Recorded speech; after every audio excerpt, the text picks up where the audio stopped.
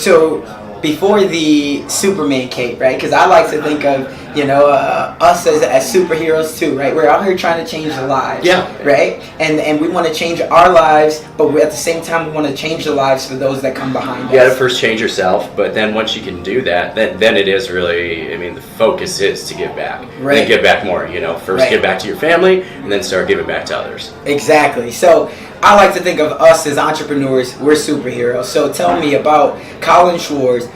Before the IT job where you're making over 6 figures, before the 92 apartment units, before the mindset shift, like before all of that, even before the family man, who is Collin Schwartz? So that's a really good question, because usually when people ask me, I kind of start at that real estate day, but really just went the typical route, went to college, got my bachelor's. I was working at Hy-Vee, a grocery chain, kind of climbing the ladder.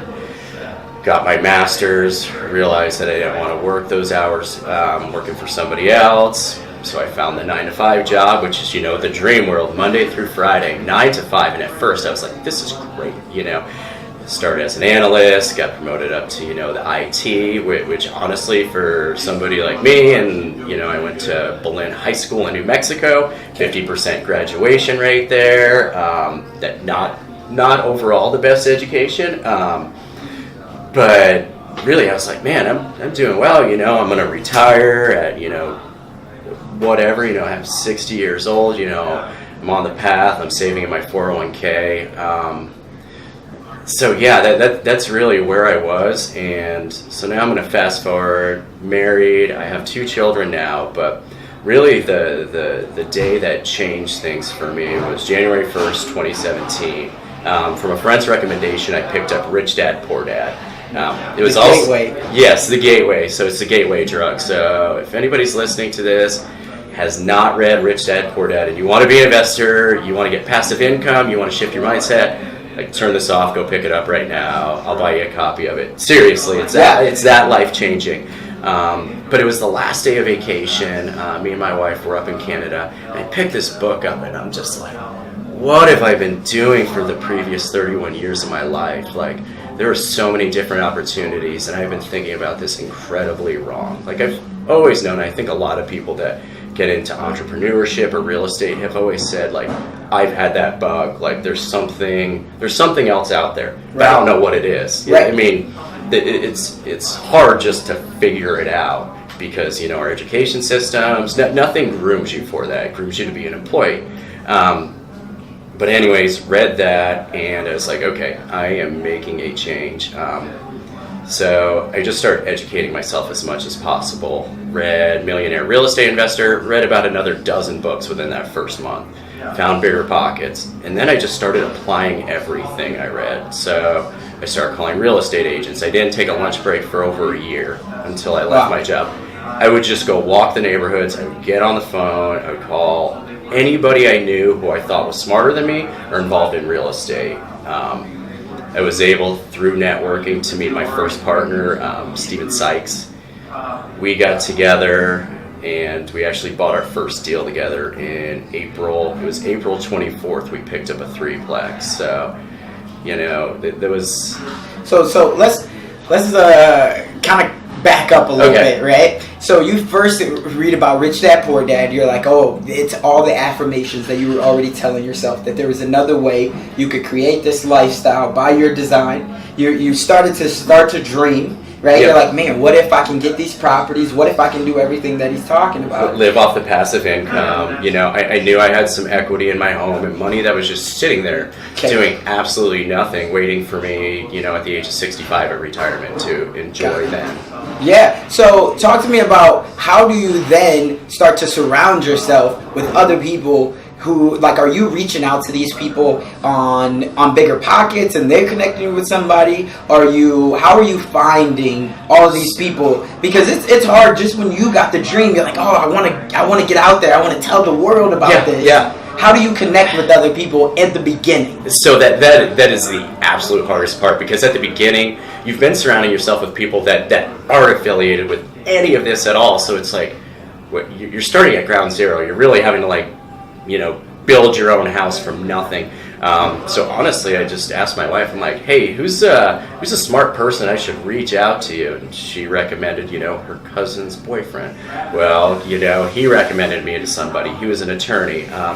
And that's what started hooking me up with people. But I would actually go through and I'd pick out every brokerage and I would call the commercial real estate agent there. Okay. I got laughed at a lot. I said, hey, I'm looking for these great cash flowing properties. I'm looking for a 9 cap, looking for multifamily. So let's talk about that. Let's talk about that. How did you get the information? Was this solely from Bigger Pockets? Were you YouTubing? Because talk about like 9 cap, like that's the cap rate, and a lot of people don't understand that. So first off, how did you get that information to even know what to say to these commercial agents? Okay. And 2, how did you learn about where to find these people? Yeah, so I mean, very simply, Googled real estate books, like best real estate books, and I'm like, okay, I'm picking that one up. Okay. Read right through it. So Gary Keller's Millionaire Real Estate Investor.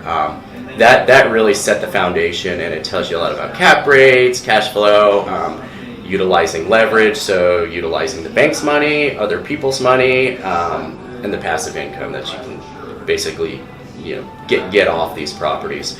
So that's why I think like the most important thing is education. You got to educate yourself at first, because then if you want to go and network and talk to people that are more intelligent than you or that have those things that you want or are able to help you, you want to at least be able to articulate yourself. Right. Now, you may not have the experience, but you can at least use some of the lingo in a way that makes you seem not quite an expert, but at least somebody who's taking it seriously. Right. And I think that's one of the biggest things. It's okay if you don't have experience, but put in the effort. If you can Google it easily or read it somewhere, it's okay to ask questions of people that have been doing this for a long time. But the more simple items that you can get from picking up a book, put in that effort, because they've already put in that effort themselves. Right. They have a lot of people asking them questions, and their time is very, very valuable. So put in that work on the forefront of getting educated. Makes sense. Now talk to me about, in the beginning you mentioned, going to your wife, asking your wife about who should I go to. Now when you first starting off and you're saying, honey, I want to invest this 401k or I want to invest the equity of my home, I heard you say. The spouse, on the other hand, whether it's man or woman, are like, whoa, what do you mean? So talk to me about what was that like? How did you how did you get your wife to be on board with that? Yeah. So it's super important to surround yourself with a great support system, and the most important person you'll ever link up with in your life is your spouse. I mean, that is your most important business partner. I would agree. Regardless. So I know lots of other spouses or other people's partners that they get very fearful of some types of investments and everything. I think my wife had a lot of trust in me, but she also probably thought I was just crazy and not going to go through with it. I've had plenty of crazy ideas before, starting a drone business, or just so many different types of business ideas that have never come to fruition. So she's just like, yeah, go for it. You'll figure it out. And it definitely took a while because I became obsessed with it. I'd talk about it 12 hours a day, 14 hours a day. I was always on the phone. I sat out one weekend. It was in February, and for the whole weekend I wrote letters. I wrote handwritten letters to prospective buyers or to prospective people who own multifamily properties. So, I was putting in the effort, even though I wasn't seeing results. I also had to train my mind to stay strong on it, because when you start, it is incredibly hard. Everybody will tell you you're crazy. You're not going to see any results. I mean, you're just not going to see any results for a while. So that's why listening to Bigger Pockets, finding positive people, listening to these inspiring stories of people who started with zero experience and were able to change their lives through real estate is so important. So every morning I would listen to Bigger Pockets. Every morning, even if I didn't want to hear it, I would just listen to it on my drive to work. Right. Over my lunch break, as I'm walking around, I listen to it some more.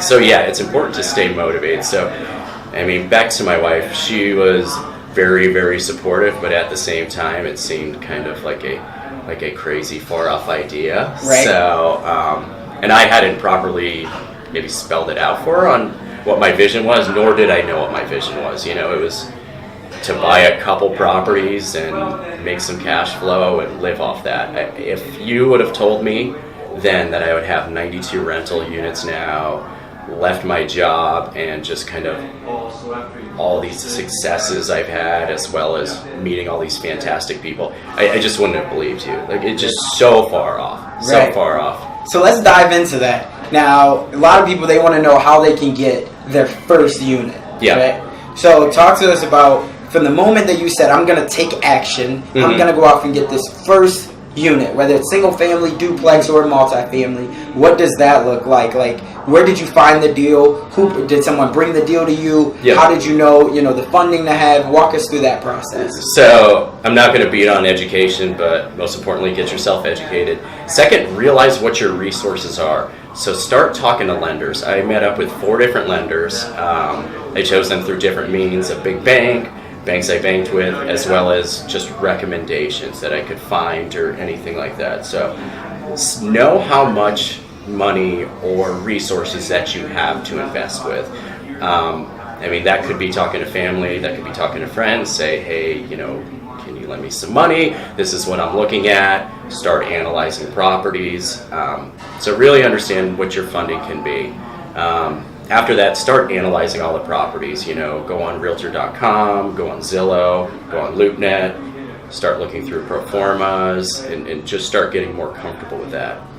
After that, put yourself out there. So what I did is I just started writing on Bigger Pockets. Not necessarily looking for properties, but I was asking advice about properties, saying, hey, I'm analyzing this. An agent actually reached out to me. He said, hey, I have this off-market property. Let's go look at it. He sent it over to me, and that's when I brought it to the individual, Steven, who I ended up partnering with. So there's kind of a lot of pieces going on here. But, so somebody reached out to you, you took it to your now partner and then partner as well. He says, hey, this is something you should pursue. Was this a multifamily? It was a multifamily, so it's a 3-plex. It's in the Midtown Omaha area. Okay. Great location. And this is why it's so important to find somebody with more knowledge than you.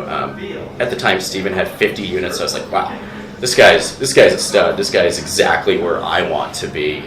He knows what he's doing.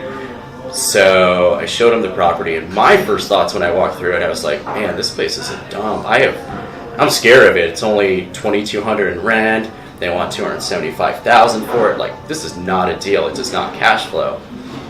He had the opposite opinion. After we walked through it, he's like, this is such a deal. We can get rents to this. We can do this. And something I never would have seen. I never would have seen it on my own. So anyways, go through the negotiation process. We got it for $258. A year later, we're making $3,150 from it, and it's... Is that cash flow? No, that's the monthly rent. Okay. So cash flow is at about 20% cash on cash returns. Okay. We moved it from originally it was like a 6.2 cap, which people would be like, that's crazy. Why are you buying that? Right. The cash on cash returns was like 5 or 6%. I mean, just awful. So what updates did you do to them? So the units. So we got $10,000 at closing for an actual credit to fix up the units, but mostly we just had to turn over the tenants. So we had some bad tenants in there, some, I guess, less than desirable. So learned about evictions, learned about giving 30-day notices, learned about working with contractors. So now you've gotten your first deal and you understand about the cap rate. Now, was that a conversion deal or was that just 3 separate units? It was a built for purpose. So 2 of the units, these were large units, 4 beds, 2 baths, okay. And then it also had a studio. Okay, all right, great. So talk to me about now, how did you get the funding for that deal? Did you do any seller financing with it? Did you go back to a bank? How did you get that funding? So I used conventional financing. For the down payment, I used a home equity line of credit. So lots of people think that you can't use outside funding for the down payment, which is typically true on the residential side. On the commercial side, usually they just look at the property as a whole. Okay. Obviously, they're underwriting you. They want to make sure you don't have a 500 or 400 credit score, right. That you're going to actually be able to pay it back. But I was able to use the equity in my personal residence as the down payment, and then the bank financed the rest. So the actual terms of that was a 7-year AM, so that means that the property's going to balloon in 7 years. Right. It was amortized over 20 years, and the interest rate was 4.75%. Okay. So interest rates have gone up. I think Right. now they're closer to 6.25. Right. So, As we're experiencing right now. yeah, so I know lots of people. Also, the advantage is you can own it in an LLC. You can close quicker. There's just it's just an easier process. I mean, the downside is that the interest rate is only fixed for a shorter amount of time. Right. Typically, the interest rates are also a tad bit higher, about 1% or so. Okay.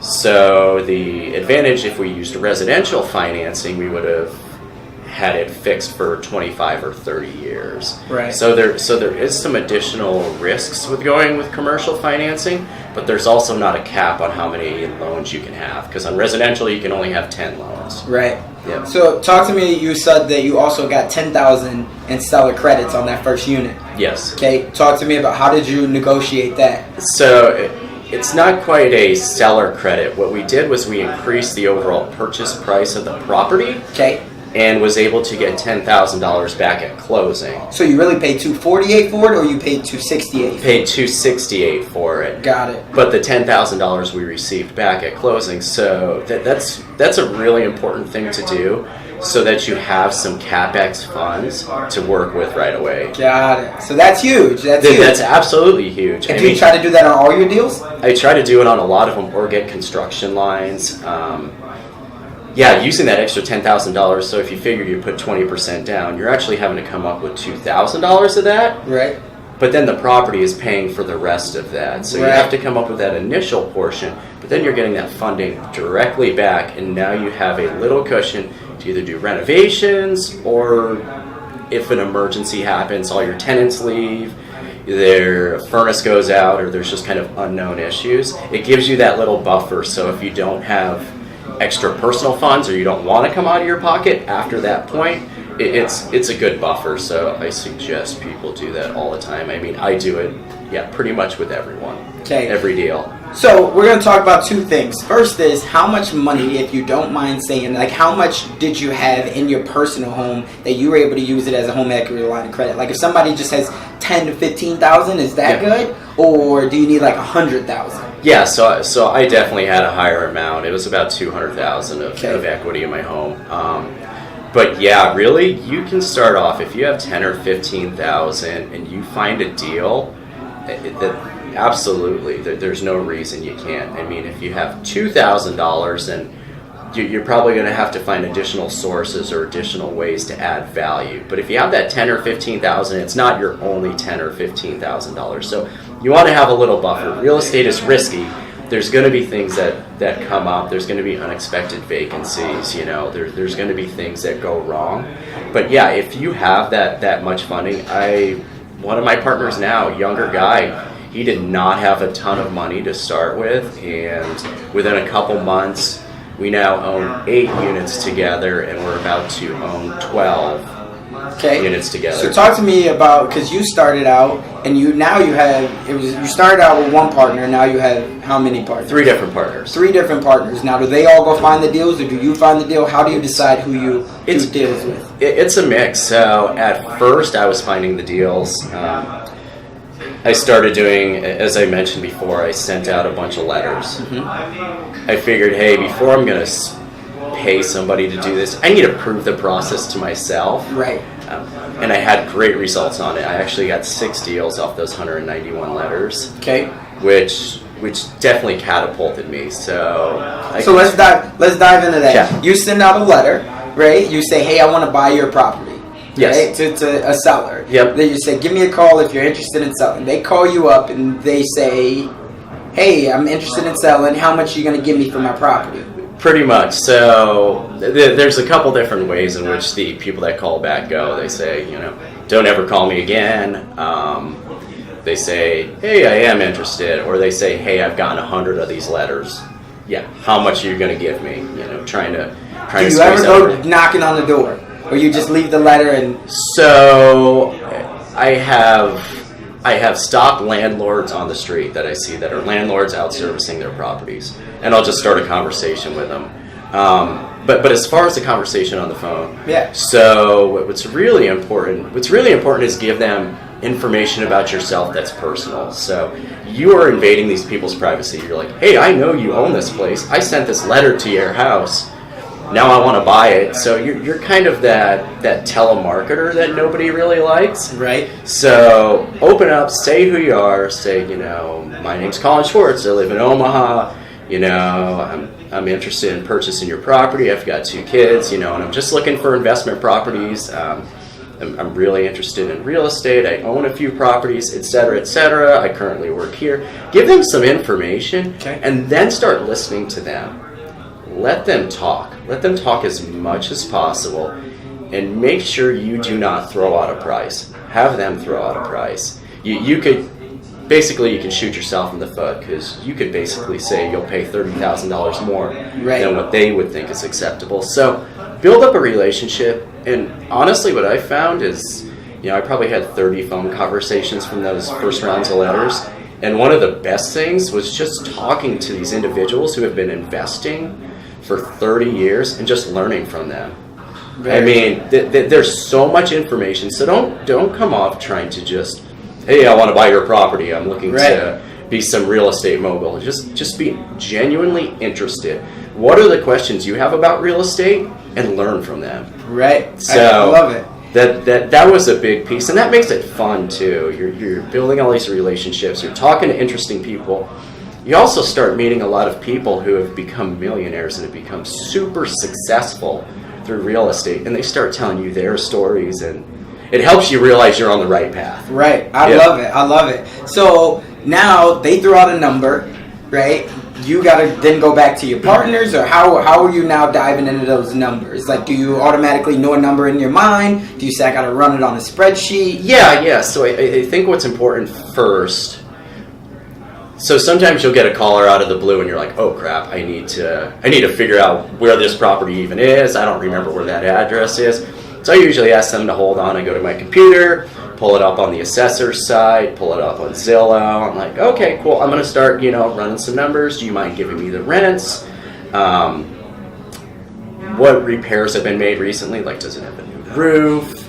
Does it have a new furnace, AC? Are the utilities split? By that meaning, are the residents paying for the utilities, or are you going to be responsible for the utilities? Any known issues with the building? How long have you owned the building for? Just kind of just dive into those real high level things, and then it helps to have a spreadsheet in front of you. Run the numbers, factor in 5 to 10% for vacancy, 10% for repairs and maintenance, 10% for management. Even if you are going to self-manage, always factor that in, because you may not want to manage at some point. Right. And then you start playing with the numbers and find a price, kind of your strike point. At least that's what I do for something that makes sense at, a 15%, 20% cash on cash return. Okay. Now, typically, lots of these people, their rents will be way below market, way below. So even though at first it's not going to cash flow well, figure out what you can get the rents to. Another important question to ask is, are the tenants on a year-long lease, or are they month-to-month? Right. Because if they're month-to-month, you can have those rents increase, in as little as 30 days. So those are the basic sets of questions. They'll throw out a number, and at the beginning, if it's your first time, don't just go yes. If it's your first deal, say, hey, that's awesome. I'm gonna talk it over. I'm gonna run some numbers, and then set up a time to call them back. Okay. Now, if you have some experience, or you're familiar with real estate and what you're looking for, say, hey, that could possibly work. And then try to set up a time immediately to go see the building. Okay. Now, so you go see the building, everything all works out. Initially, are you going right back to your bank and saying, hey, I got something? Or how are you doing your financing after that point? So I think the first thing to do is you want to get it under contract. Okay. Because I think everybody knows the real estate market's super hot, especially for multifamily. This person could be talking to 6 other people. They may be, they may not be. So if you can agree on a price, get it under contract, and then move forward with your bank. But what happens if you get it under contract and then you figure out that you don't have the financing to pay? So that's why I think you have to know what your financing is first. you don't want to waste anybody's time. That'll Right. give you a really bad reputation. If you're just saying, oh yeah, I'll buy that, and you don't have any money, and you don't have a plan, you don't have partners. So yeah, definitely have a plan before you get into it. Okay, got it. So then how do you decide, like, what, because a lot of the times when you're in the commercial world, they're talking about per door, how much you want to get, right? So how did you decide how much you want to get per door? Or is it like a gross, like, do you try to look for $150 per door, $250 per door? You're talking about cash flow? Right. So When you're analyzing this deal. So that's interesting. So I have a lot of people ask that same question. I don't quite look at it like that. So I look at cap rate, I look at cash on cash returns, and that all depends on the area. But I think even more is I want to make sure I can add 20 to 25% value to that building. Overall? For the overall. Purchase price to what it'll praise at? Exactly. ARV. Exactly, after I go in and fix it up and increase rents. The reason why, and I think lots of people are probably familiar with the BRRRR method, buy, rehab, rent, and refinance, is that gives you the ability to pull all of your cash back out. Right. But to do that, you need to increase the overall net operating income of the property. So I think that's more important because $100 in cash flow off a 3-unit a month, I mean, that's $300. That's great. That's going to get you somewhere. That's a very slow process. Now, in 6 months to a year from now, if I can pull back out my $50,000 and buy another property and continue to multiply that'll get you to a certain scale a lot quicker, and your cash flow will basically grow exponentially. Right. So, and so talk to me about the seasoning piece of that, because you just said 6 months to a year from now. Yeah. And a lot of people don't know that, like, banks, they do want a seasoning period on it, right? So how do you? So it really depends on the bank. So that's why I definitely shop around, build up a trust relationship with your bank and your banker. Share with them your vision, what you plan on doing. You don't necessarily need 6 months to a year. Mm-hmm. It just depends. Some of them require longer than a year. It really just depends. They want to know that you're a solid operator. Banks get a little leery about when they're doing cash out refinances, and now you're basically in the property for nothing. So they want to know that you have systems set up, that you're doing this in good faith, and that you're not just going to cash out and go to Hawaii. Right. So, but for the seasoning period, typically they'll want something, or at least as you're starting off, keep really good track of your financials, have solid leases in place, and just keep open lines with the bank. Got it. Now, talk to me about your most creative deal. Well, first, before we get to that, let's talk about how you moved from 3 units to even 20 units. Was everything you're looking for multifamily? Did you have a certain low amount of units that you were targeting? Or was it all about the deal? It was definitely all about the deal. So everybody that I targeted, I got from List Source. Okay. If nobody's familiar with that, it's kind of like an aggregator of information. You can basically pull lists of people who own multifamily properties. They've owned them for 5 or more years, and it's between 2 and 20 units. So, and we'll link that in the show notes. And in certain zip codes. So basically, I broke it down to a couple zip codes. So remember, I'm working full time at this point. I have a young child, and I've decided to self-manage. So I need to find properties that are close to my work, so that I can service them before work, over lunch, or after work. Right. So that limits where I can pick. It also happened to be a really good area, the Midtown, downtown area. So focus on that. But then, I just looked for properties in that middle range. So, as I said, I started getting a lot of feedback, a lot of people calling, and wanting to do deals. So it's really just being consistent, pushing them, keeping the open lines. And when you say a lot of people, do you mean sellers or do you mean partners? Sellers. Okay. So this was just still with my first partner, and obviously we still own the buildings today. So our strategy, as is with all my partners, is long-term buy and hold. Okay. Buy and hold it till we die, basically. Okay. And continue to refinance and utilize the equity in there, as well as collect cash flow. So that's a main strategy for you, is you're looking at that BRRRR method. Yes. To buy, rehab, refinance and then rent it out, or are you renting and then going off there? Are banks really looking to see that you already have the rents in place? Yes. And so you got to do the rent piece first, and then you do the refinance. Absolutely. You have to have those rents increased. Appraisers will look at that. They'll go over leases. They'll see if you've done the improvements. Just because a property appraises, like when you initially purchase it, if you get a really good deal on it, say it appraises for twice as much, they still want you to put the money down. They're not just going to give you a free building and finance everything just because it appraises at that much. Got it. They want to see you with skin in the game.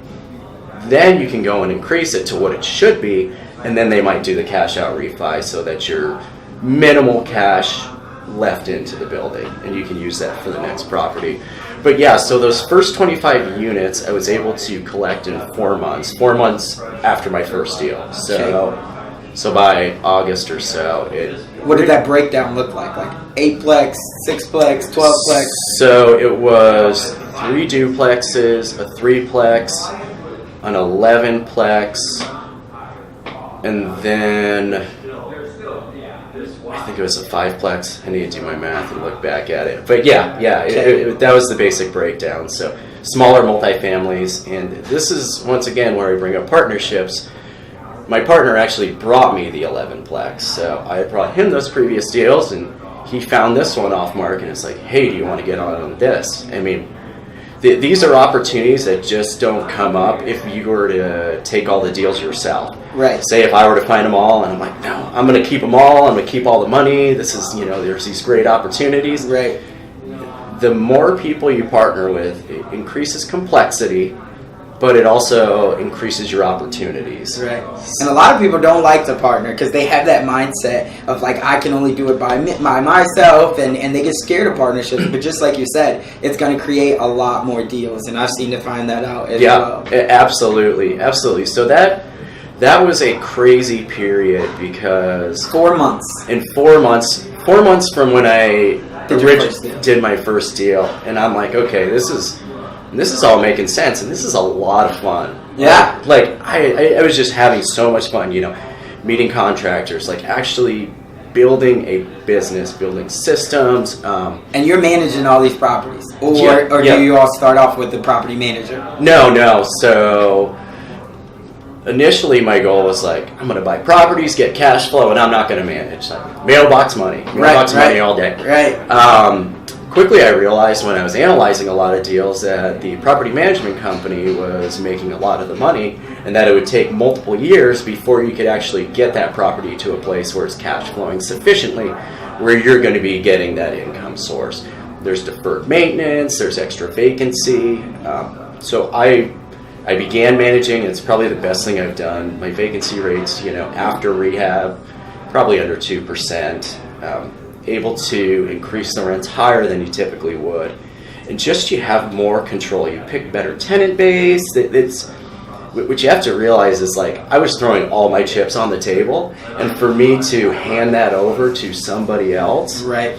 It's similar to putting all your money in a 401k and trusting all the big banks and other companies to fund your lifestyle, right. In 30 years from now. So maybe being a control freak, I wanted to manage them all. Talk to me about now one of your favorite deals that you've done. Talk to me about a creative deal that you think the listeners are listening to right now, and they want to know how can they get into some creative real estate. Okay, so I think I've got a good one for everyone. It was a 4-plex. A wholesaler brought it to me, and at the time I did not have the capital for it. It's a great spot. It's located over in Benson, but it's like, I just don't have the money for this. I don't know what to do. So I was talking with one of my buddies who's also another partner of mine. I was like, hey, I've got this, but I don't have any money for it. We went and checked it out, and he was like, well, how about I put all the money down, you manage it, and on the refinance, you just pay me back. So I think so. You still did the BRRRR strategy with that property? Well, we're in the process of doing it. Okay. We're in the process of doing it. So I think there's like 2 real takeaways from there. Network. Keep networking with everybody. Network with wholesalers. even if you are a wholesaler trying to get into wholesaling, still network with wholesalers. They may have some deals, they may split some things with you, but also picking up the property management and wanting and volunteering to do property management and building a business around that it's been one of the keys to allowing me to grow so rapidly, because I'm able to partner with individuals who have full-time jobs, who see that as, you know, a big asset of somebody who's incredibly aggressive at property management, right? Even though it's short term, but has had a proven track record of improving these buildings. So yeah, I was able to get into that deal, fourplex, for $294. Wow! So talk to me about those numbers of where did the 294 come in at, and talk to me about those. How did that break down? Okay, so the building was $255,000. So for a fourplex and per unit, that is a higher price than what that's about $60 per door. That's about $60 per door, which is higher than I usually pay per door. But there was numerous advantages to it. Location in a phenomenal area, built for purpose, and at the time the rents were $27.90 for the whole building. So it's still at the 1% rule, meaning 1% of rents to the purchase price, to the overall purchase price. So it still exceeded that. So, you know, day one it wasn't a bad deal. While doing a little bit of analysis on the area, realized that the rents could go much, much higher. You know, fast forward to today, the rents are $4,300 for the building. Prime location, so we needed to bring $50,000 at closing. My partner had $50,000. It was $50,294. So that's where I made up the $294. So there are ways to get into deals with very little money, but you then have to do a lot of the work to get there. So you have to go analyze the deals. You have to meet with wholesalers. You have to meet with the sellers. You have to add value in certain ways. You know, there's no free lunch, as they say. Right. And that's true. But really, to be able to get into an amazing building, which we're hoping to refinance at a solid rate, you know, that the appraisal is going to be coming back this week, is just incredible to get, you know, such a quality piece of real estate, you know, and get into it for $294. Right. So no, I think that that's absolutely huge, and it just gives people the mindset to understand, just like you said, network, and you can create deals, and you might have to do a lot of the work in the beginning, but if you didn't have any capital to bring to the table, there's no such thing as free lunch. Right? I mean, they say your network's your net worth, and it's super true. So, you know, I'm at 92 units now, but at 25 units, I ran out of money. Like, money goes really quick in this business, so you have to start getting creative now. For me, it helped that I had that initial capital and was able to get experience. But if you want to get into it, just find ways to add value, whether you just start networking with people, whether you start finding those deals on your own, whether you're cold calling sellers. There's just so many ways to get in, but you have to get educated and you have to network. You have to. I love it. Well, I want to first off kick off the thank you train. I'm sure the DreamNation, they absolutely love this. Now, for anybody that's still thinking right now, like, man, I would really love to do it, but I don't have a mentor, I don't have anybody to talk to, but I would really love to talk to that Collin guy. Yeah. Where can they find you? So you guys can find me on Facebook, on Bigger Pockets. If you're not on Bigger Pockets yet, it's the largest social networking site for real estate investors. Also, you can feel free to just give me a call or reach out to me, 402-536-0580. Love talking to real estate investors all the time. You know, we can set up an appointment, send me a text message, and I just love to connect with anybody. Okay, spell out in Collin, C-O-1-L? C-O-L-L-I-N-S-C-H-W-A-R-T-Z.